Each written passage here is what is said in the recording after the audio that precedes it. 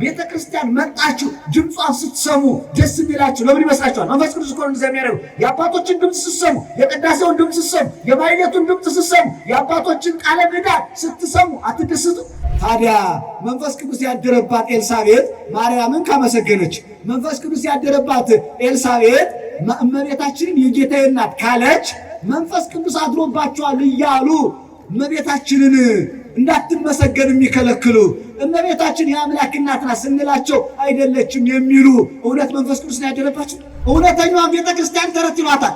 እነሱ ግን ተረትና ቢዝነስ የሚሰሩ አካላት ናቸው። በእውነት የምነግራችሁ ማለት አብ ወልድ መንፈስ ቅዱስ ያጸናሉ ይላል አይደል? አባራ ያቆስ በቅዳሴ የሚያጸና ሰውን በምግባር በሃይማኖት በመልካም ስራ የሚያጸና ማለት ነው። ቋንቋ ተገለጠልኝ ብለው ሰውን መሬት ላይ የሚያንከባልሉ ሰዎች አሉ። የሉም እንዴ? የልሳን ቀን ብለው ሰውን መሬት ላይ ሲያንከባልሉ አላያቸው?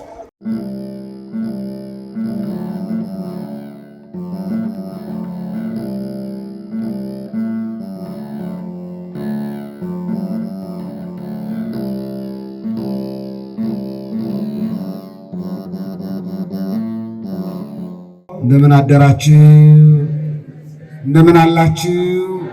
እንደምን ሰነበታችሁ? አሜን። በፍቅሩ ስቦ በምሕረቱ አቅርቦ በቸርነቱ ጠርቶ በረድኤቱ ጎብኝቶ በተቀደሰው ስፍራ ተሰባስበን ቃሉን እንድንማር መዝሙሩን እንድንዘምር ሥርዓተ ቅዳሴውን አስቀድሰን ከቅዱሳን መላእክት ኅብረት አንድ እንድንሆን ጸበሉን ጠጥተን ከልዩ ልዩ በሽታችን እንድንፈወስ የቻልን ሥጋውና ደሙን እንድንቀበል ያልቻልን ደግሞ የእመቤታችን ታምር በመስማት ለሥጋው ደሙ ለመቀበል ዝግጅት እንድናደርግ በአባቶች መስቀል እንድንባረክ ፈቅዶ የሰበሰበን ልዑል እግዚአብሔር አሁንም ስሙ ይክበር ይመስገን። እንኳን ለታላቁ በዓል ለበዓለ ጰራቅሊጦስ በሰላም በጤና አደረሳችሁ እላቸዋለሁ። ዛሬ እንደ እግዚአብሔር ቅዱስ ፈቃድ የምንማማርበት የትምህርታችን ርዕስ የሚሆነው የእውነት መንፈስ በመጣ ጊዜ ወደ እውነት ሁሉ ይመራችኋል በሚል ይሆናል። በደንብ እንድታዳምጡኝ አደራላችኋለሁ። የእውነት መንፈስ በመጣ ጊዜ ወደ እውነት ሁሉ ይመራችኋል። እስቲ በሉ የእውነት መንፈስ በሉ በመጣ ጊዜ ወደ እውነት ሁሉ ይመራችኋል።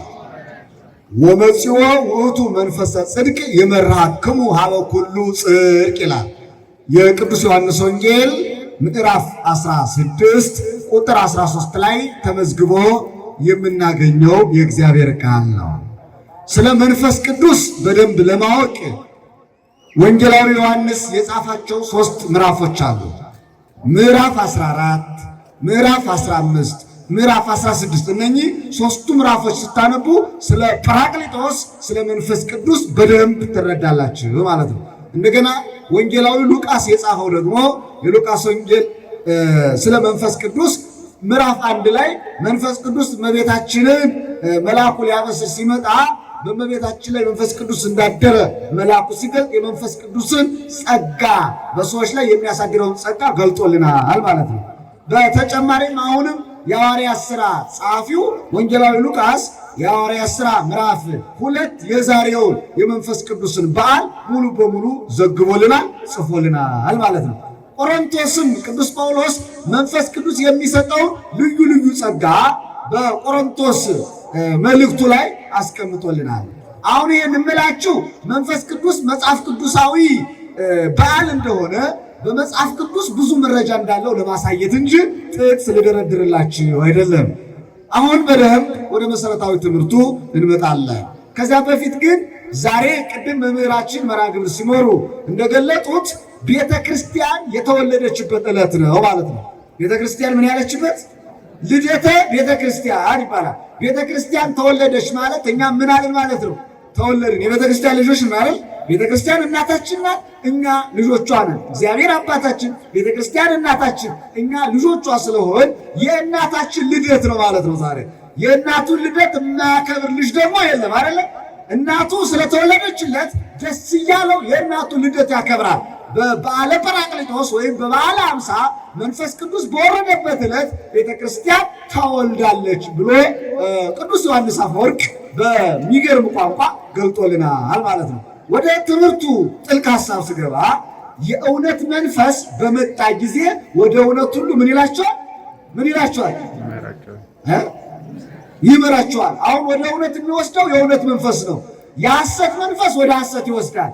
ርኩስ መንፈስ ወደ ረከሰው ሕይወት ይወስዳል። ቅዱስ መንፈስ ግን ወደ ተቀደሰ ሕይወት ለመውሰድ ወደኛ መጥቷል፣ ወደኛ ይመጣል። ስለዚህ የእውነት መንፈስ በመጣ ጊዜ ወደ እውነት ሁሉ ይወስዳቸዋል። ይህንን ያለው አምላካችን መድኃኒታችን ኢየሱስ ክርስቶስ ሲያርግ ነው። ሙሉ ቃሉን እናንበው። ከቁጥር 7 ጀምሮ እንዲህ ነው የሚለው ዋንሰ አማን ህሎ እብለክሙ እኔ በእውነት እንዲህ ይላቸዋለሁ አለ። ይሄ ይሰክሙ እሁር አነ ሀብአ እኔ ወደ አባቴ ብሄድ ባርቅ ይሻላቸዋል አለ። ማነው እንደዚህ የሚለው? ማነው እንደዚህ የሚለው?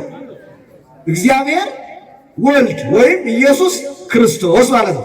እኔ ወደ አባቴ ብሄድ ይሻላቸዋል አለ። ይህን አለና እስመመ ሆርኩ አነ ኢይመጽእ ጰራቅሊጦስ ኀቤክሙ እኔ ካለንኩ ጰራቅሊጦስ ወይም መንፈስ ቅዱስ ወደ እናንተ ምን አይልም አይመጣም ማለት። እኔ ስሄድ ማን ይመጣል? እሱ ይመጣል ይልና ወአንሰ ሆርኩ አነ ሀበ አብ እፌንዎ ለክሙ እኔ ወደ አብ ከሄድኩ መንፈስ ቅዱስን እልክላችኋለሁ።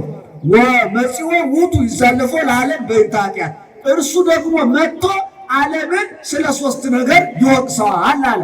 በእንተ ኃጢአት ስለሰራው ኃጢአቱን እንዲተው ይመክረዋል፣ ያስተምረዋል። በሐዋርያት ላይ እያደረ በቅዱሳኑ ላይ በሊቃውንቱ ላይ እያደረ ኃጢአትን እንዲተው ይህንን ዓለም ይወቅሰዋል፣ ይመክረዋል፣ ይዘልፈዋል አለ። ወበእንተ ኩነኔ ስለ ኩነኔም ስለ ፍርድም ይነግረዋል አለ። ወበእንተ ጽድቅ ስለ ጽድቅም ይነግረዋል አለ። ስንት ነገሮች? 3 ነገሮች ኃጢአት፣ ጽድቅና ምን ኩነኔ። ለኩነኔ የሚያበቃ ምንድን ነው? ኃጢአት ነው አይደለ?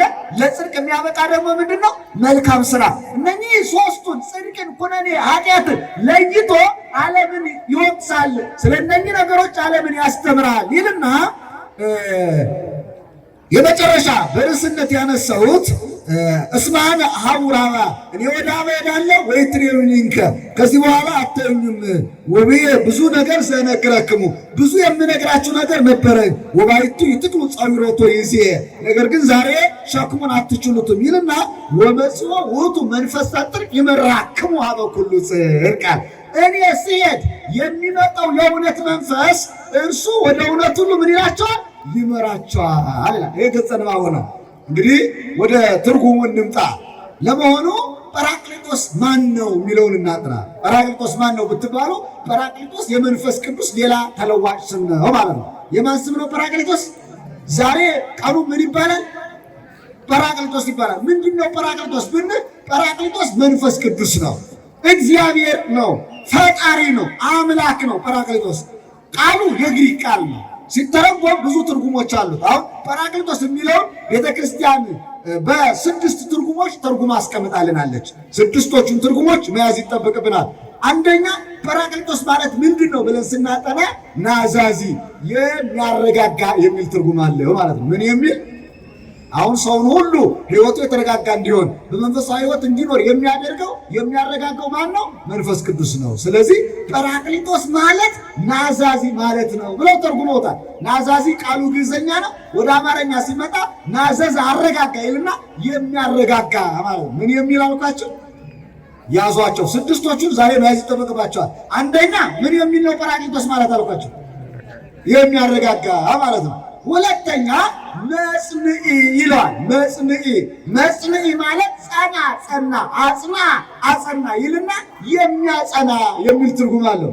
አብ ወልድ መንፈስ ቅዱስ ያጸናሉ ይላል አይደል? በራእይ ቅዳሴ የሚያጸና ሰውን በምግባር በሃይማኖት በመልካም ስራ የሚያጸና ማለት ነው።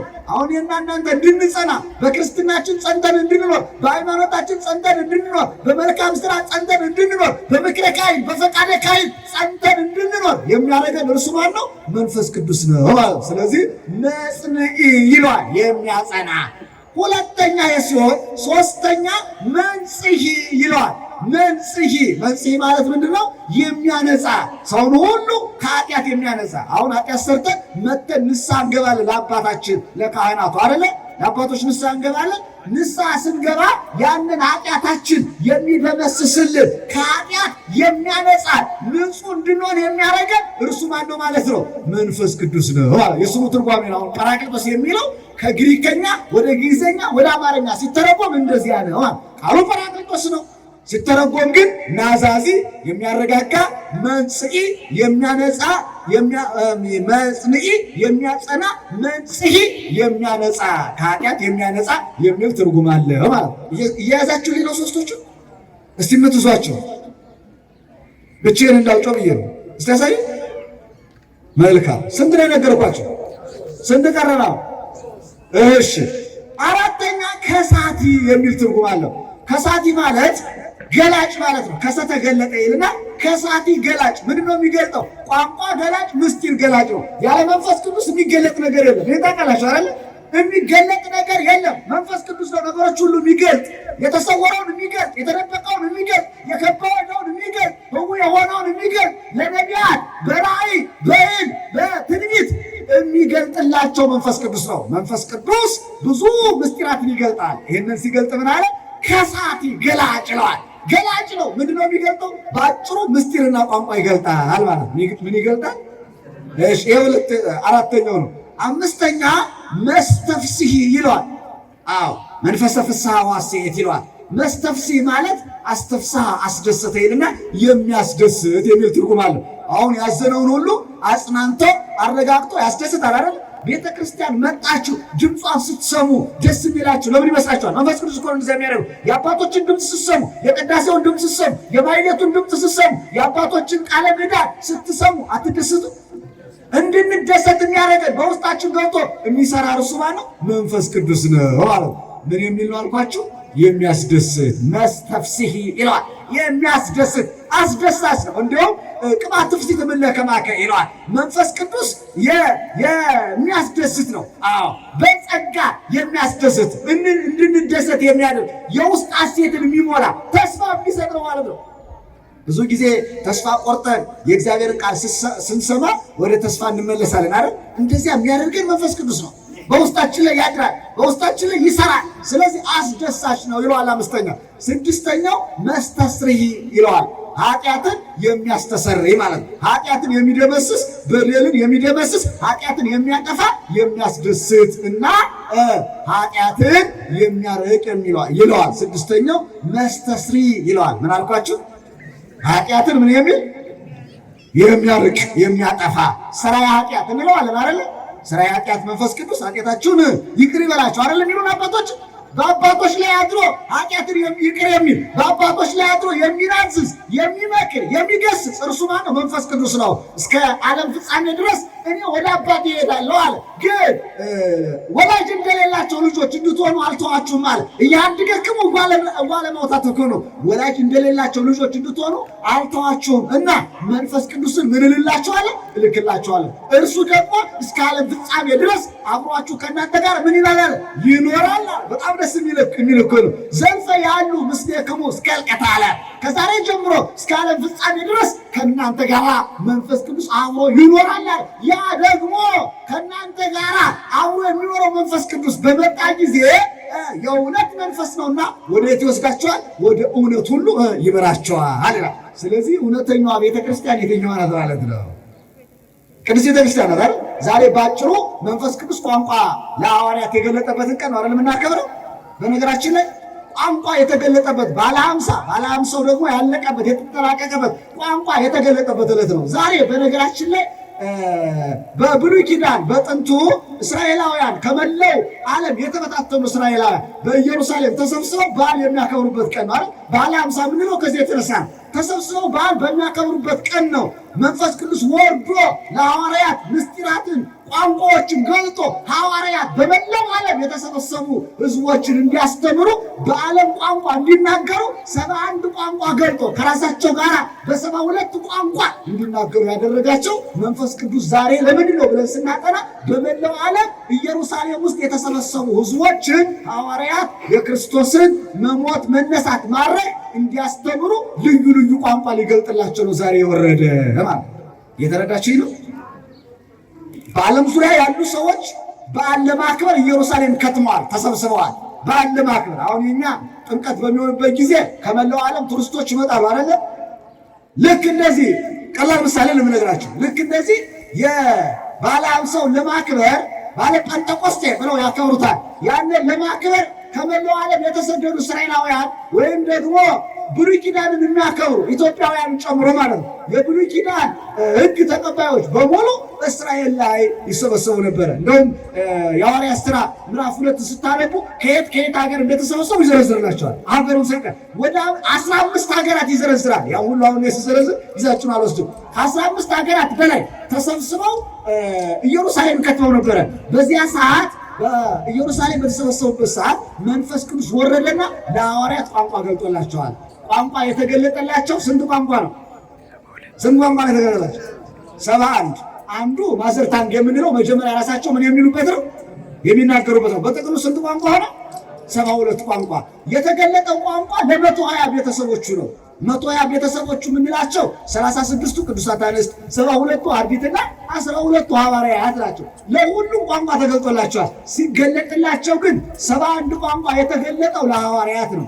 ከዚያ ዝቅ ብሎ ለ70 አርድእትም የተወሰነ ተገልጦላቸዋል፣ ለሴቶችም ተገልጦላቸዋል። መጨረሻ የተገለጠው ቋንቋ 15 ቋንቋ የተገለጠላቸው ሰዎች አሉ። ስንት ቋንቋ? ለምን 15 ቋንቋ ተገለጠ? ከ15 ሀገራት ምን ያሉ ስለነበረ የተሰበሰቡ ስለነበረ። ከፍተኛው 71፣ ዝቅተኛው ስንት ቋንቋ ነው የተገለጠ? 71ዱን ቋንቋ መናገር የቻሉ ሐዋርያት ናቸው። 15ቱ ቋንቋ መናገር የቻሉ ከቅዱሳት አንስት መካከል አሉ፣ ከ72ቱ አርድእት መካከል አሉ ማለት ነው። ይሄ መንፈስ ቅዱስ ለእያንዳንዱ እንደየጸጋው እንደያቁ የሚሰጠው ስለሆነ ነው። በነገራችን ላይ እዚህ ላይ አሁን የልሳን ቀን ተብሎም ይገለጣል አይደል? የቋንቋ ቀን። ቋንቋ ማለት ልሳን ማለት ቋንቋ ነው። አንዳንዶች ይህን ካለመረዳታቸው የተነሳ ቋንቋ ተገለጠልኝ ብለው ሰውን መሬት ላይ የሚያንከባልሉ ሰዎች አሉ። የሉም እንዴ? የልሳን ቀን ብለው ሰውን መሬት ላይ ሲያንከባልሉ አላያችሁ? አይታችሁ አላያችሁ? ልሳን ተገለጠልኝ ብለው ይወድቃሉ። ስለ ልሳን ግን እንዴት ነው ሰው የተረዳው? ልሳን ማለት በግዕዝኛ ነው ቃሉ። ለሰነ ተናገረ ይልና ልሳን ማለት ምን ማለት ነው? መናገር፣ ቋንቋ አይደለም። እንደው ስለ ቋንቋ ተገለጠልኝ ብለው ትውልዱን የሚያታልሉ አካላት እስቲ ጥያቄ ጠይቃቸው፣ እናንተንም ልጠይቃችሁ። አንድ ቋንቋ ስንት መስፈርቶች አሉት? ቋንቋ ትናገራላችሁ አይደል? የሰማችሁኝ ማለት ነው። አንድ ቋንቋ ስንት መስፈርቶች አሉት? ስንት ናቸው መስፈርቶች? የቋንቋ አጥኚዎች፣ ስለ ቋንቋ የተማራችሁ በዓለም አቀፍ ዙሪያ የቋንቋ አጥኚዎችና የቋንቋ ሕግ ምን ይላል ተብሎ ተጠንቷል። እሺ ልንገራችሁ። አንድ ቋንቋ 5 ሕጎች አሉት። ስንት ሕጎች? 5። አንዱ ሕግ ቋንቋ ከሆነ ስም አለው። ምን አለው? ስም አለው። እኔ አሁን የምናገርበት ቋንቋ ስም አለው አይደል? እናንተ የምትናገሩበት ቋንቋ ስም አለው። ስም የሌለው ቋንቋ አለ? እንወስ እንግሊዘኛ ስም ነው አይደል? አማርኛ፣ ኦሮምኛ፣ ትግሬኛ፣ ወላይተኛ፣ ስልጤኛ፣ ሀድዬኛ፣ ጉራጌኛ ምንድን ነው ይሄ? ምኑ ነው? የቋንቋ ምኑ ነው? ስሙ ነው። ስለዚህ ስም የሌለው ቋንቋ በምድር ላይ የለም። ያዙ፣ በደንብ ያዙ። አሁን እንደ አጭበርባሪዎች አግኝተው እንዳያታልሏችሁ ነው። ሁለተኛ አንድ ቋንቋ ፊደል አለው። ምን አለው? ምን አለው? ፊደል አለው። ምን የሚልበት የሚጻፈት። አሁን እንግሊዘኛ ይጻፋል። በምንድን ነው የሚጻፈው? በእንግሊዘኛ አይደል? ኦሮምኛ ይጻፋል። በምንድን ነው የሚጻፈው? በኦሮምኛ። አማርኛ ይጻፋል። በምንድን ነው የሚጻፈው? በአማርኛ። ትግረኛ ይጻፋል። በምንድን ነው የሚጻፈው? በትግረኛ። አሁን የምላችሁ አንድ ቋንቋ ከሆነ መጀመሪያ ስም አለው፣ ሁለተኛ ምን አለው? ፊደል አለው። እውነት ነው ሐሰት ነው? እሺ። ሶስተኛ ለቋንቋው ሀገር አለው፣ የሚነገርበት ቦታ አለው ማለት ነው። ምን አለው? ሀገር አለው ወይም ቦታ አለው። እንግሊዘኛ ሀገሩ የት ነው? ጣሊያነኛ ሀገሩ የት ነው? አማርኛ ሀገሩ የት ነው? ኦሮሞኛ ሀገሩ የት ነው? አማርኛ ሀገሩ ኢትዮጵያ ነው። ኦሮሞኛ ሀገሩ ኢትዮጵያ ነው። ትግሬኛ ሀገሩ ኢትዮጵያ ነው። ስልጤኛ ሀገሩ ኢትዮጵያ ነው። ሀዲዬኛ ሀገሩ የት ነው? ኢትዮጵያ። ኢትዮጵያ ውስጥ የሚገኝ ነው ማለት ነው። እንግሊዘኛ በመላው ዓለም ቢገኝ መነሻው የት ነው? እንግሊዝ ነው አይደል? ሀገር አለው፣ መነሻ ቦታ አለው እያልኳቸው። ይሄ ሶስተኛው ነው። አራተኛው ለአንድ ቋንቋ ሰሚ አለው። ቋንቋው ሲነገር ምን የሚላለ የሚሰማለ። አሁን እኔ የምናገረውን እየሰማችሁ ስለሆነ ነው እንጂ ካልሰማችሁ ምንድነው የሚሆነው? ምንድነው የሚሆነው? ዝም ብዬ ለፍላፊ ነው አይደል የሚሆነው? ማን ይሰማኛል?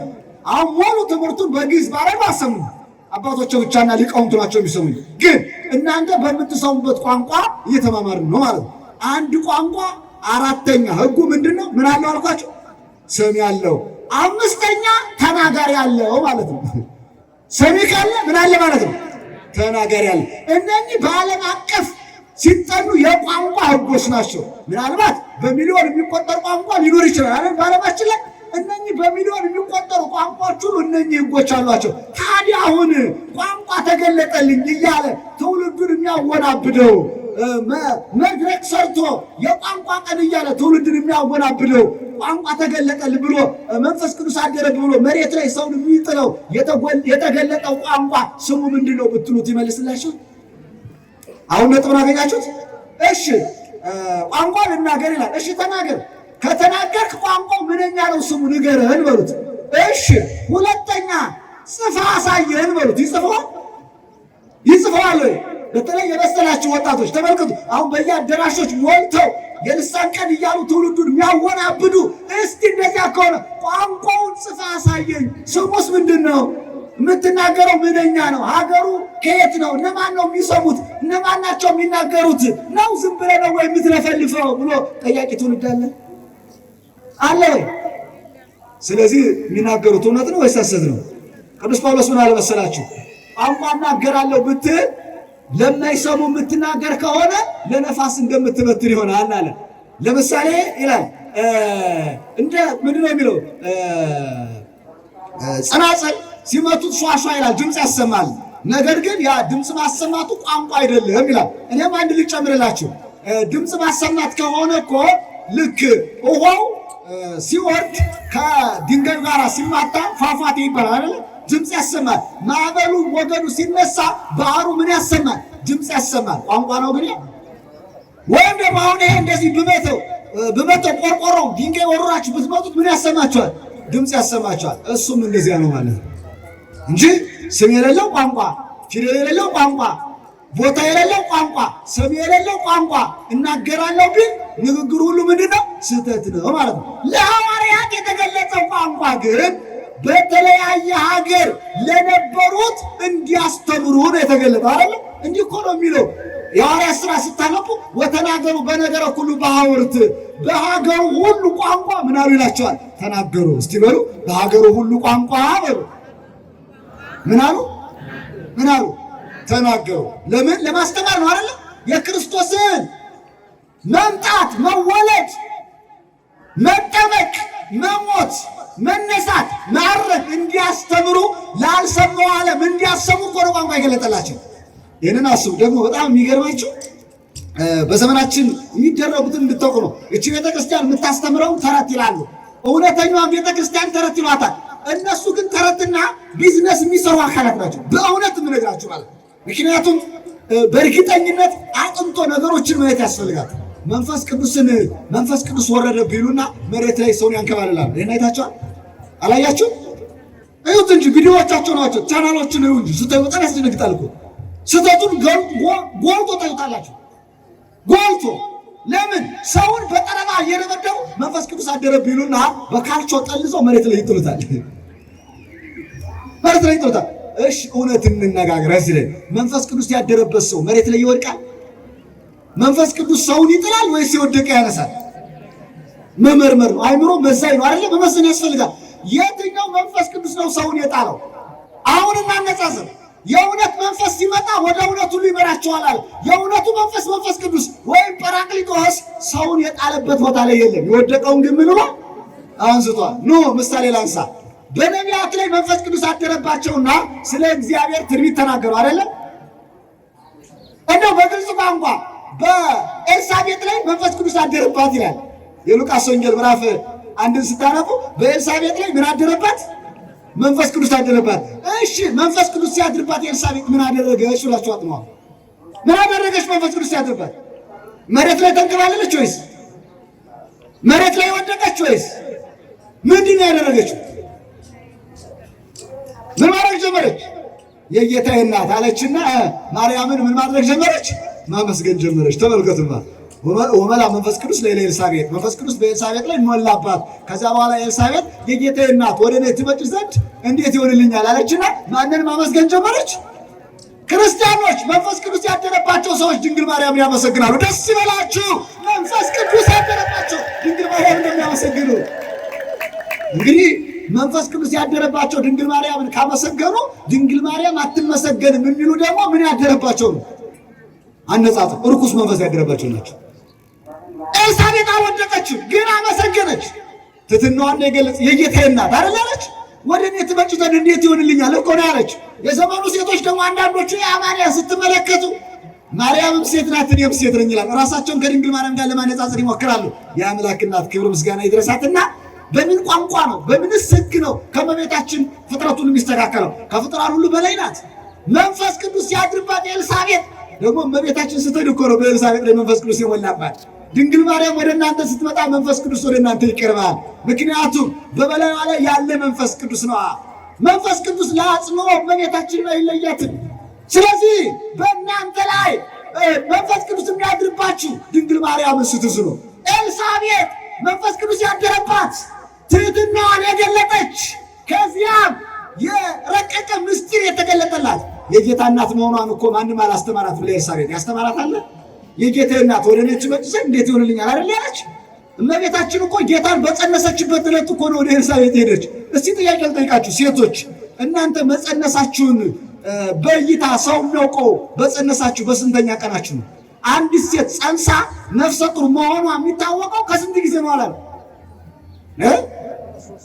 አቤት ከስንት ጊዜ በኋላ? እስቲ ንገሩኛ።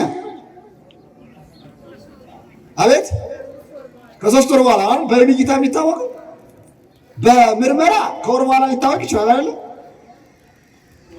ኤልሳቤጥ ግን እመቤታችን ጌታን እንደጸነሰች ያወቀችው ጌታን በጸነሰችበት ዕለት ነው። ቀኑ ሳይለወጥ አለ መልአኩ አበሰራት። መልአኩ እንዳበሰራት እመቤታችን ወደ ማን ሄደችው? ወደ ኤልሳቤጥ። ኤልሳቤጥ ከዛ ምን አለቻት? የጌታዬ እናት አለቻት። በእመቤታችን ሆድ ውስጥ ማን ስላለ? ክርስቶስ ስላለ። ተመልከቱ። ይሄ ምስጢር የገለጠላት ማን ነው? የዕለት ጽንስ ማወቅ ይችላል። የትኛውም ሳይንቲስት፣ የትኛውም የሕፃናት ሐኪም ዕለቱን የተጸነሰ ጽንስ ሊያውቅ አይችልም። ይችላል? እመቤታችን ጌታችን ጸንሳ ዕለቱን ወደ ኤልሳቤጥ በሄደች ጊዜ ግን ኤልሳቤጥ ብላለች መንፈስ ቅዱስ ስላደረባት ምስጢር ተገለጠላትና፣ ቅድም ምስጢር ገላጭ ነው እያቸዋል አይደል? ምስጢር ተገለጠላትና የጌታዬ እናት ብላ በሆዷ ውስጥ ጌታ እንዳለ መሰከረች ኤልሳቤጥ። መንፈስ ቅዱስ ያደረበት ሰው እንደዚያ ነው። ኤልሳቤጥ ደግሞ ይሄ ምስጢር የተገለጠላት እመቤታችን ወደ ማን ስለሄደች ነው? ወደ ኤልሳቤጥ። ሁላችሁም ክርስቲያኖች ከእመቤታችን ፍቅር አትራቁ። እመቤታችን ከእናንተ ጋር ካለች ሁሌም መንፈስ ቅዱስ አይለያችሁም። እየሰማችሁ ነው? መንፈስ ቅዱስ አይለያችሁም። ይሄ ነው እውነቱ። ታዲያ መንፈስ ቅዱስ ያደረባት ኤልሳቤጥ ማርያምን ካመሰገነች፣ መንፈስ ቅዱስ ያደረባት ኤልሳቤጥ እመቤታችንን የጌታዬ እናት ካለች፣ መንፈስ ቅዱስ አድሮባቸዋል እያሉ እመቤታችንን እንዳትመሰገን የሚከለክሉ እመቤታችን የአምላክ እናት ናት ስንላቸው አይደለችም የሚሉ እውነት መንፈስ ቅዱስ ነው ያደረባቸው? መርምሩት ክርስቲያኖች። ከዚች ንጽሕት ተዋሕዶ ሃይማኖት ንቅንቅ እንዳትሉ። ሌላም ልንገራችሁ፣ እግዚአብሔር የወደቁትን ያነሳል እንጂ የቆሙትን አይጥልም። እንዲህ እኮ ነው የሚለው፣ ተንተንኩ ለወዲቅ ወእግዚአብሔር አንሳኒ። መንፈስ ቅዱስ እግዚአብሔር ነው ብያችኋለሁ አይደል? አብ ወልድ መንፈስ ቅዱስ አሐዱ አምላክ አይደል ምንለው? እግዚአብሔር ስለ አብ ስለ ወልድ ስለ መንፈስ ቅዱስ መናገር ነው ይላል ሊቁ። ወሶመዲ እግዚአብሔር እብል በእንተ አብ ወልድ መንፈስ ቅዱስ። እግዚአብሔር ስለ አብ ስለ ወልድ ስለ መንፈስ ቅዱስ መናገር ነው አለ። እንደገና አምላክ ስንል ስለማን መናገራችን ነው? አሁን ስታማትሙ በስመ አብ ትላላችሁ አይደል? አብን ጠራችሁ፣ ወልድን ጠራችሁ፣ ወመንፈስ ቅዱስን ጠራችሁና አሐዱ አምላክ አንድ አምላክ አለ። መንፈስ ቅዱስ አምላክ ነው። መንፈስ ቅዱስ ፈጣሪ ነው። መንፈስ ቅዱስ እግዚአብሔር ነው። ታዲያ እግዚአብሔር የሆነው መንፈስ ቅዱስ የወደቁትን እንደሚያነሳ ልበ አምላክ ዳዊት ምን አለ? ተንተንኩ ለወዲቅ ወእግዚአብሔር አንሳኒ። ለመውደቅ ተፍገመገምኩ እግዚአብሔር አነሳኝ አለ። እግዚአብሔር ያነሳው ለወድቁ፣ እግዚአብሔር የወደቁትን ምን ይላቸዋል? ያነሳቸዋል አለ እንጂ የቆሙትን ይጥላቸዋል ይላል። ታዲያ መንፈስ ቅዱስ አደረብ ብለው የቆሙ ሰዎችን በሰው መካከል እየገፈተሩ እየጣሉ እውነት ይሄ መንፈስ ቅዱስ ነው ያደረው? አይደለም ክርስቲያኖች፣ ይሄ መንፈስ ርኩስ ነው። ርኩስ መንፈስ ሰውን ያዋርዳል። ርኩስ መንፈስ ከቅዱሳን ጋር ያጣላል። ርኩስ መንፈስ ውሸት ያናግራል። ቅዱስ መንፈስ ወደ እውነት ይመራል፣ ወደ ቅዱሳን ያቀርባል፣ ወደ ክብር ይወስዳል፣ ወደ ጽድቅ ይወስዳል። አዎ ቅድም ያልኳችሁ የእውነት መንፈስ በመጣ ጊዜ ወደ እውነት ሁሉ ይመራቸዋል የሚለው ለዚያ ነው። ዝም ብሎ አይደለም ክርስቲያኖች፣ ይህንን እንዳትረሱት። ስለዚህ ዛሬ ለሐዋርያት የወረደው መንፈስ ቅዱስ በእሳትና በነፋስ አምሳል ነው። በምን አምሳል ነው የወረደው? በእሳትና በነፋስ አምሳል። የሐዋርያት ሥራ መንፈስ ቅዱስ ወረደ በአምሳለ እሳት አይደል የሚለው? መንፈስ ቅዱስ በእሳት አምሳል ለሐዋርያት ወረደላቸው ነው የሚለው። በእሳት አምሳል፣ በእሳትና በነፋስ። በነገራችን ላይ እግዚአብሔር አምላካችን ለፍጡራን ሲገለጥ ፍጡር መስሎ ነው የሚገለጠው አይደል? ሆኖ አይደለም፣ መስሎ ነው። ኑ ነጥብ ላንሳ። ለአብርሃም ሥላሴ ሲገለጡለት ምን መስሎ ነው የተገለጡ? ሶስት ሽማግሌ አረብ የተገለጡት። ኦሪት ዘፍጥረት ምዕራፍ 18 ነው። አብርሃም እግዚአብሔርን ለማየት አይኑን አነሳ ይላል። እግዚአብሔርን ለማየት አይኑን ሲያነሳ ስንት ሰዎችን አየ? ወሬ ሰለስተ ደዋ፣ ሶስት ሰዎችን አየ ነው የሚለው። ለማየት አይኑን ያነሳ ማንን ነው? እግዚአብሔርን ለማየት ሲፈልግ ስንት ሰዎችን አየ? ሶስት ሰዎችን። ዘፍጥረት ምዕራፍ 18 አነቡት። መንፈስ ቅዱስ ታዲያ ቋንቋ ገልጦለት ጴጥሮስ ሲያስተምር ቋንቋውን የማይሰሙት ለብዙ ሰዎች ነው የሚያናግረው። የእንግሊዘኛ ቋንቋ ለሚሰሙት በእንግሊዘኛ ሲያስተምር እንግሊዘኛ ቋንቋ የማይሰሙት ጴጥሮስ የሰከረ መሰላቸው። አይታችኋል። አማርኛ ለሚሰሙት በአማርኛ ሲያስተምር አማርኛ ቋንቋ የማይሰሙት ጴጥሮስ የሰከረ መሰላቸው። የሚናገረውን አያውቁትም፣ አልሰሙትም። እንደገና ደግሞ ኦሮሞኛ ቋንቋ ሲያስተምር ኦሮሞኛ ቋንቋ የማይሰሙት ምን አሉ? ጴጥሮስ የሰከረ መሰላቸው። ዕብራይስጥኛ ቋንቋ ሲያስተምር ዕብራይስጥኛ ቋንቋ የማይሰሙት ጴጥሮስ የሰከረ መሰላቸው። ግን ምን አላቸው? አይ ሰክሬ አይደለም አላቸው። ይሄ በመንፈስ ቅዱስ ነው የምናገረው። መጠጥ ቤቶች ከ9 ሰዓት በፊት አይከፈቱም። አሁን ጠዋት ነው፣ ሰዓቱ 3 ሰዓት ነው። ለምን እንደዚህ ትላላችሁ አለና ጴጥሮስ መልሶ አስተማራቸው። ሁሉም አምነው የክርስቶስን መጥቶ ከድንግል ማርያም በቅድስና በድንግልና መወለዱን እንደገና በ30 ዓመቱ መጠበቁን ተሰቅሎ መሞቱን ዓለምን ማዳኑን መነሳቱን ማረጉን ጴጥሮስ አስተማራቸው ማለት። ለዚህ መንፈስ ቅዱስ ወርዶ ይህን ቋንቋ የገለጠበት ዕለት ስለሆነ ጴጥሮስም አስተምሮ እንዲሁም 3000 አይደል ያሳመነው? 3000 ነፍሳትን አሳመነ ይላል። 3000 ነፍሳትን አሳምሮ ክርስቲያን ያደረጋቸው። ወተሰሙ አርዲት ክርስቲያን በአንጾኪያ ይላል። በአንጾኪያ የመጀመሪያዎቹ ክርስቲያን ሆኑ። አመኑ። ክርስትና ተስፋፋ። ጴጥሮስ አሳመናቸው፣ አስተማራቸው። ለዚያ ነው ቤተክርስቲያን የተወለደችበት ቀን የተባለውም ከዚህ የተነሳ ነው። 3000 ሕዝብ በአንድ ትምህርት አምነዋል። እንግዲህ ክርስቲያኖች ቤተክርስቲያን ሁልጊዜ እናንተን የምታስተምራችሁ ለዚህ ነው ማለት ነው። በአጭሩ ዛሬ ከጌታችን አበይት 9 በዓላት መካከል አንዱ ነው። ዛሬ ጰራቅሊጦስ ከ9 አበይት በዓላት መካከል አንዱ ነው። የጌታችን 9 አበይት በዓላት ቁጥሮችን ታውቋቸዋላችሁ? የጌታችን አበይት በዓላት ስንት ናቸው አልኳችሁ? ስንት ናቸው? 9። ንዑሳት በዓላት 9 በድምሩ ስንት ናቸው? በዓመት ውስጥ የሚከበሩ 18 በዓላት አሉት። ጌታችን በየቀኑ እናከብረዋለን። ዘልፈር የቅድሜ ነው የሚለው አይደል? እግዚአብሔር ሁልጊዜ ነው ያለ በፊታችን። ግን ተለይተው የሚከበሩ 18 በዓላት አሉት። 9ኙ አበይት፣ 8ቱ ማለት ይቀጣ 9ኙ ንዑሳት ይባላሉ። ከነኚህ ከአበይት አንዱ ጰራቅሊጦስ የመጨረሻው መደምደሚያው በዓል ነው። የመጀመሪያው የጌታ አበይት በዓላት መካከል አንዱ ጽንሰቱ ነው። ጌታ የተጸነሰበት የመጀመሪያው ትልቁ በዓል ይባላል። ጽንሰቱ መቼ ነው ጌታ የተጸነሰ? መጋቢት 29 አንድ። ሁለተኛ ጌታችን የተወለደበት ልደቱ ከአበይት በዓላት አንዱ ነው። መቼ ነው የተወለደ? ታኅሳስ 29 መልካም። ሶስተኛ ጥምቀቱ ከአበይት በዓላት አንዱ ነው። መቼ ነው የተጠመቀ? ጥር 11። አራተኛ ደብረ ታቦር። ምን አልኳችሁ? ደብረ ታቦር ብርሃነ መለኮትን የገለጠበት ከአበይት በዓላት አንዱ ነው። አምስተኛ ሆሳዕና። የመጀመሪያው ጥንተ ሆሳዕና መቼ ነው? ይሄን ለእናንተ ቤት ስራ ልስጣችሁ። ጌታችን የተሰቀለ መጋቢት 27 ነው አይደለም? መጋቢት 27 አይደለም? ጥንተ ስቅለት ነው አይደለም? መጋቢት 27 ቀድሞ ያለው እሑድ ሆሳዕና ነው አይደል? መጋቢት 27 ዓርብ ነው። መጋቢት 26 ሐሙስ ነው። ወደ ኋላ ቁጥሩ መጋቢት 25 ረቡዕ ነው። መጋቢት 24 ማክሰኞ ነው። መጋቢት 23 ሰኞ ነው። መጋቢት 22 ማን ነው? እሑድ ነው። ጥንተ ሆሳዕና መጋቢት ስንት ነው? መጋቢት ስንት ነው? ወደ ኋላ ቁጥሩን አገኙት። ከጌታችን አበይት በዓላት መካከል ሆሳዕና አንዱ ነው። ስንት ነገርኳችሁ? ከ9 በዓላት እየጨረስኩ ነው። ስንት ነገርኳችሁ? 4 ጽንሰት፣ ልደት፣ ጥምቀት፣ ደብረ ታቦር፣ ከዛስ ሆሳዕና 5። 6ኛ ስቅለት ዕለተ ዓርብ።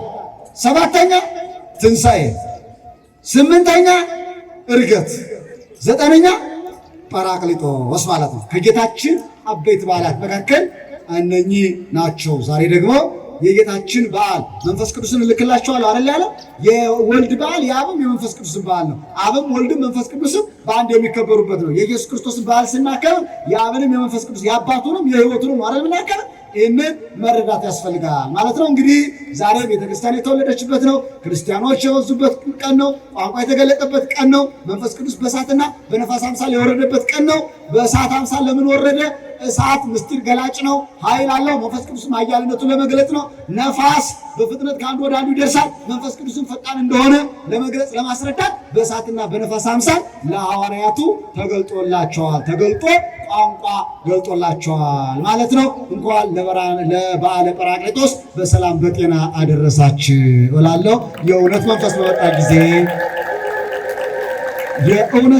በመጣ ጊዜ ወደ እውነት ሁሉ ይመራችኋል ይላል። እንግዲህ ሁላችንም ወደ እውነት እንዲመራን፣ ወደ ቅድስና እንዲመራን፣ ወደ መንፈሳዊነት እንዲመራን እግዚአብሔር አምላካችን ይፍቀድልን። ከዚህ ጨርሻለሁ። ከኔ ቀጥሎ ያለውን ክቡር አባታችን በሚያምር ቋንቋ በበሰለ አንደበት በተባ ልሳን ኋላ ቃለ ሜዳን ስለሚሰጧችሁ እኔ እዚህ ላይ ይበቃኛል። እግዚአብሔር አምላካችን ሁላችንም በኦርቶዶክስ ተዋሕዶ ሃይማኖት ያጽናን።